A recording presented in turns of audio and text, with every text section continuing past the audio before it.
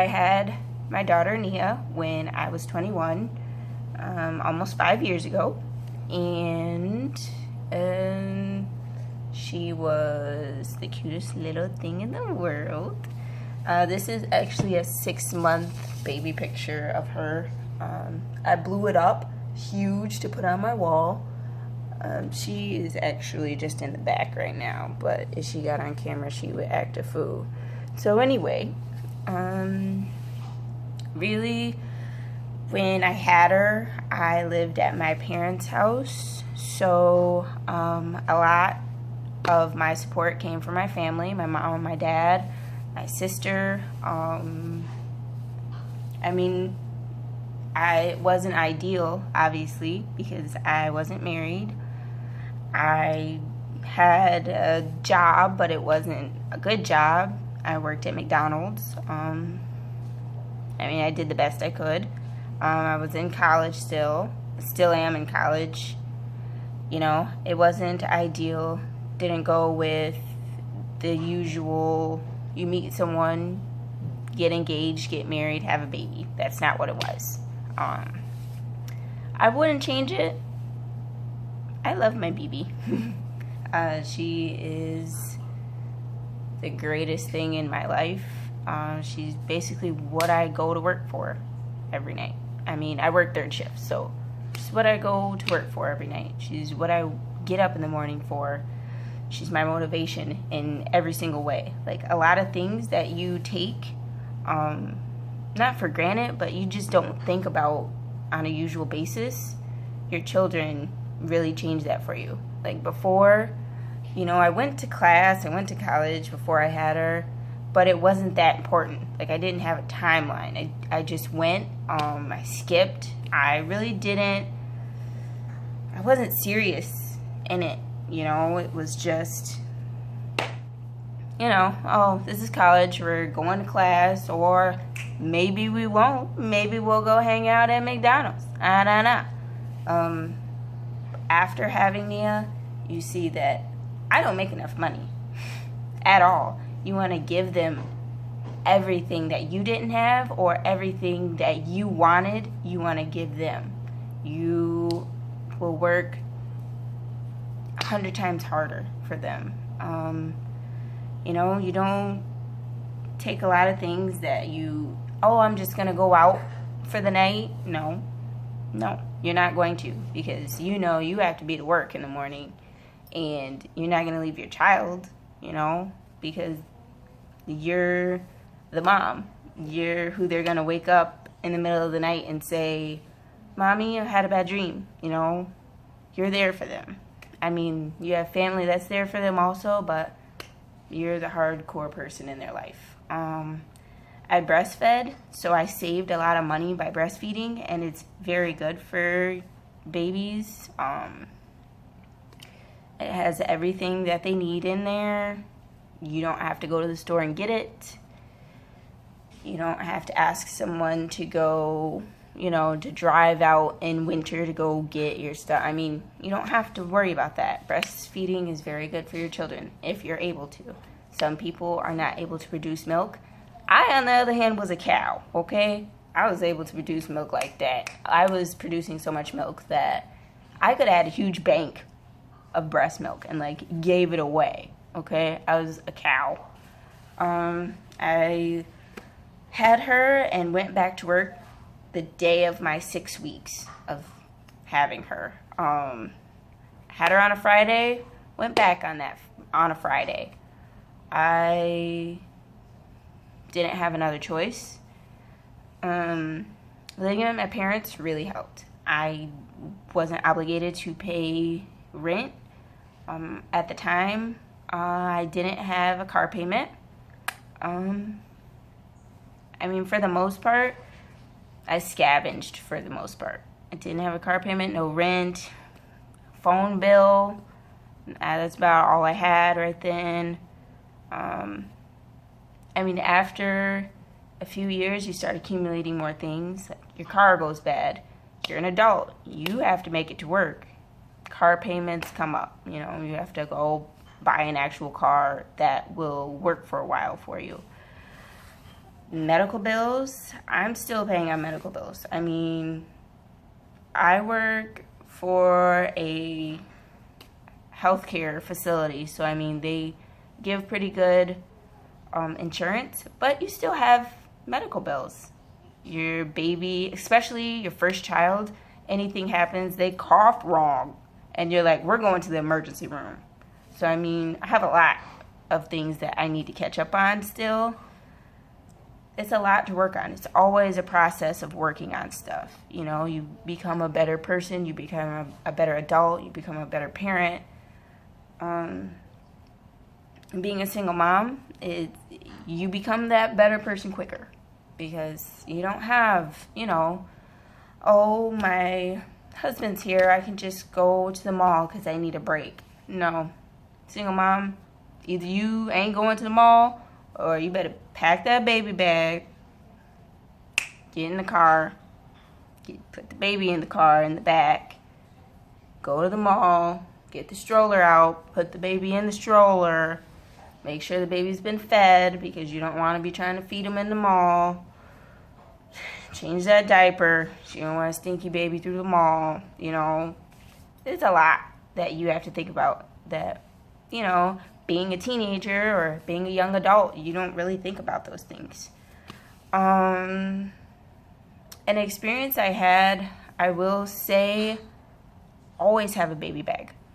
I don't care if you're going to the gas station and back. Always have a baby bag. Even if it's a small, you know, like Ziploc bag of wipes, diapers, and, you know, a water bottle of something. You take a baby bag. Because an experience I've had is, went to the store, thought I'd be in there for like 2 minutes. I'm like, I don't need to bring a baby bag. There's no reason to bring a baby bag. I'll be right back. Didn't even get in the store. I was walking through the parking lot holding her. She must have been like 1. Seen somebody I knew, started talking to them, and they're like, hun, look. And I'm like, what? They're like, look at your shirt. I look at my shirt, there's poop. All the way, like, all over me. Like, shirt, nasty. Baby, nasty.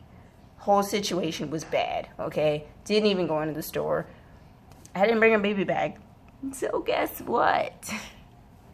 I made that trip for nothing, because I put the baby back in the car and went home. Bring a baby bag. Some other tips that I would have is always be thankful for the people around you, whether it be, you know, your mom and dad, your sister, your friends. I mean, these people help you in any way they can, for the most part. My mom, she babysits quite often for me. My sister babysits. My dad has even babysat. Like, these people are lifesavers. You can't go to work with your child. You're going to need a babysitter.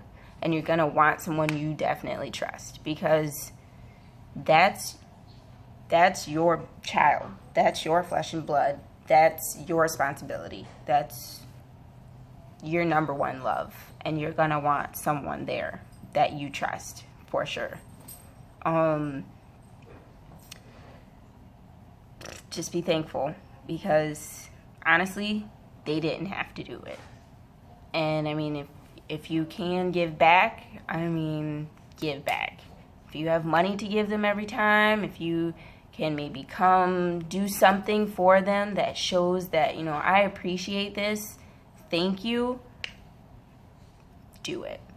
Because, I mean, that's your child, that's your world, and they just helped you out. So some other things are, I mean, I don't really have a party life. It's either I'm at home or I'm at work. I don't really have a party life. I don't really go out with friends. Not that I don't want to, but I mean, to have that extra, can you watch her while I go do this and that? Like, no, I don't really. No, I'm good at home. I mean, that's extra money to spend, extra gas money, extra money for drinks or whatever you may be going to do, go bowling.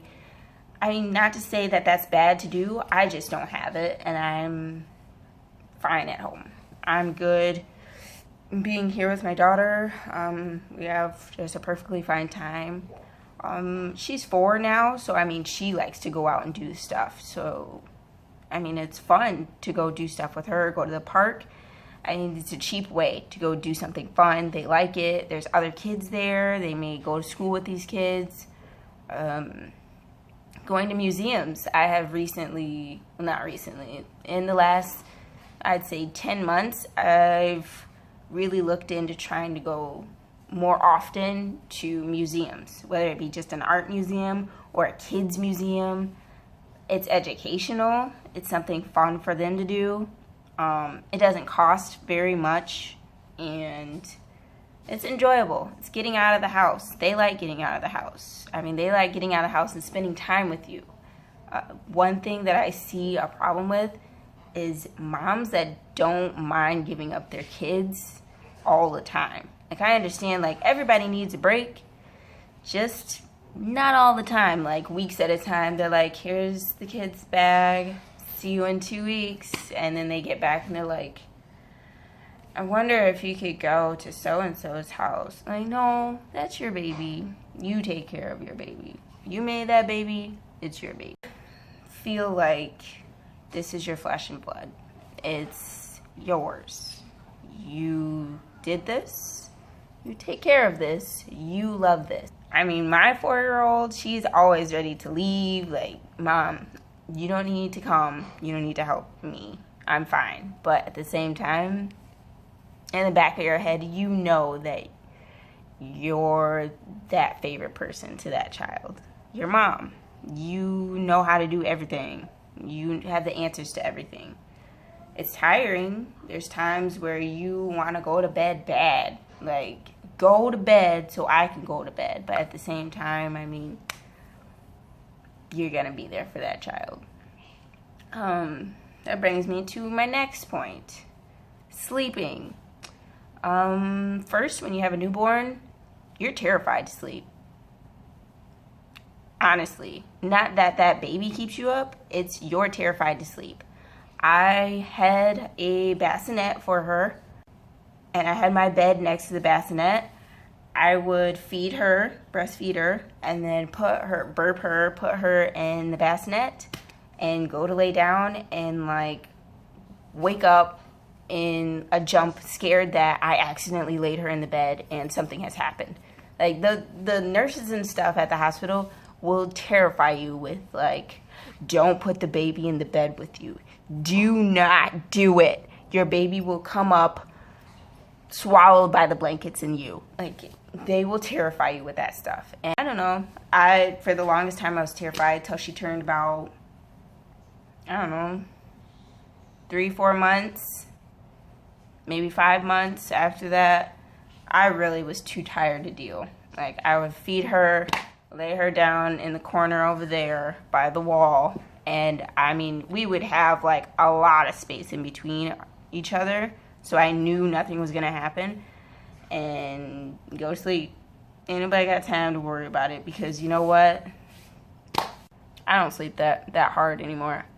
If she moves, if she makes a sound, if she gasps, I'm awake.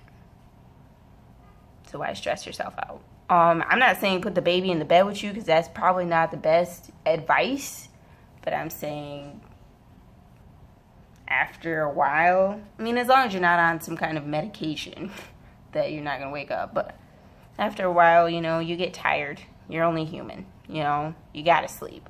So that's just my experience. All right, so that was part 1 of what to expect when you're a single mother. Part 2 will be up maybe in a couple of days. And this is going to be an awesome video. This is Nia. This is my daughter. Hey, don't point at me for nothing.